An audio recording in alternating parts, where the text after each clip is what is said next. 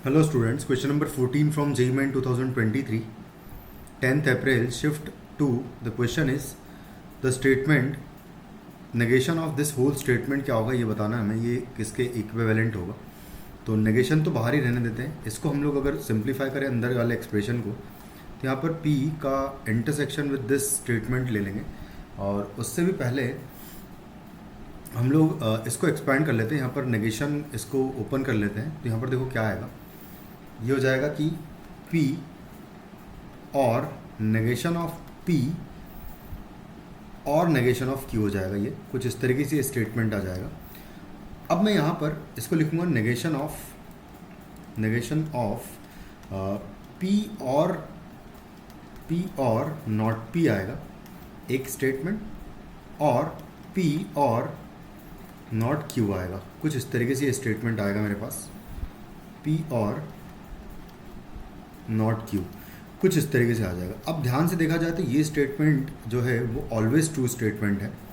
अगर ये always true statement है तो इसको मैं डायरेक्टली हटा सकता हूँ, बल्कि अगर बीच में और है और कोई भी एक स्टेटमेंट अगर ट्रू है तो पूरा स्टेटमेंट ट्रू हो जाएगा और में। तो बेसिकली ये ऑलवेज ट्रू स्टेटमेंट है, और उसका नेगेशन अगर देखें तो ऑलवेज फॉल्स स्टेटमेंट आपको मिलेगा। और हमें क्लियरली दिख रहा है कि भाई ये वाला स्टेटमेंट और ये वाला स्टेटमेंट कभी भी ऑलवेज फॉल्स नहीं हो सकते हैं। इसका मतलब ऑप्शन 1 एंड 3 में से कोई 1 एंड 4 में से कोई ऑप्शन हमारा करेक्ट आंसर होगा। इनको भी एक बार हम सिंप्लीफाई कर लें अगर, तो सबसे पहले फर्स्ट ऑप्शन को अगर देखा जाए तो लिखा हुआ है नेगेशन ऑफ, इसको मैं अंदर मल्टीप्लाई कर दूंगा तो देखो क्या आएगा। नेगेशन ऑफ P और नेगेशन ऑफ Q हो जाएगा। ये यहाँ पर इसको मैं नेगेशन अंदर मैंने एंड को और में कन्वर्ट कर दिया और नेगेशन कर दिया दोनों का, एंड Q है तो यहाँ से आ जाएगा negation of P and Q आएगा, और negation of Q and Q आएगा। तो ये स्टेटमेंट देखा जाए तो ये एंड स्टेटमेंट है, एक ऑलवेज फॉल्स होगा इनमें से, तो ये हमेशा फॉल्स है। और बीच में एंड है तो बेसिकली ये पूरा स्टेटमेंट हमेशा फॉल्स आएगा, क्योंकि इस पर अब डिपेंड कर ही नहीं रहा है कुछ भी, क्योंकि बीच में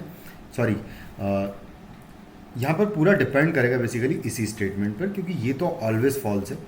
तो यानी कि negation of P and Q पर डिपेंड करेगा सारा कुछ, और ये ऑलवेज फॉल्स नहीं है, ठीक है ना। तो फर्स्ट स्टेटमेंट हमारा ट्रू नहीं होगा, इक्विवेलेंट नहीं है बेसिकली।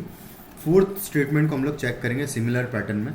तो यहाँ पर हम लोग क्या करेंगे, P एंड नेगेशन P आएगा फर्स्ट स्टेटमेंट। तो जब मैं इन दोनों को कंबाइन करूँगा फिर आएगा एंड है दोनों के बीच में, तो यहीं आ जाएगा सिंपली कि and Q and negation of P आएगा, कुछ इस तरीके से आ जाएगा। अब अगर देखा जाए तो ये स्टेटमेंट ऑलवेज फॉल्स है, बीच में एंड स्टेटमेंट है। तो एंड स्टेटमेंट है तो यहाँ पर कुछ भी हो ये हमेशा क्या आएगा, एक फॉल्स स्टेटमेंट होगा। तो हमारा आंसर फाइनली फोर्थ ऑप्शन हो जाएगा। थैंक यू, क्योंकि ये इसके इक्विवेलेंट आ गया है।